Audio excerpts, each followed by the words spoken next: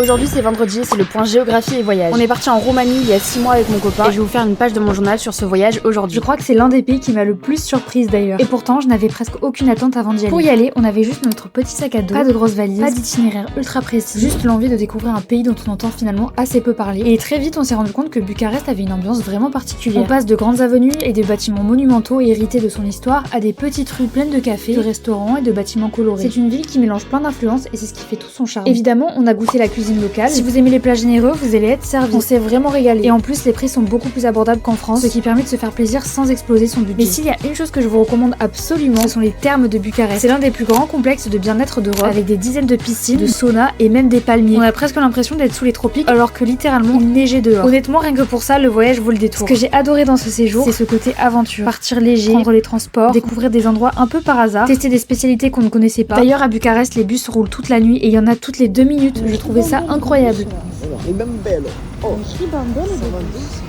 C'est exactement le genre de voyage qui crée les meilleurs souvenirs. Depuis, on a pris goût à ce type de destination, des pays encore un peu sous-estimés, authentiques, où l'on peut vivre énormément de choses sans dépenser une fortune. Et justement, en parlant de ça, on est déjà en train de préparer notre prochain voyage. C'est un pays qui ressemble un peu à la Roumanie. À votre avis, est-ce que vous réussirez à deviner lequel c'est? Dites-le moi en commentaire. Et moi, je vous laisse ici. J'espère que ça vous a plu. Et je vous retrouve très vite pour de nouvelles découvertes dans mon carnet de culture. Bisous!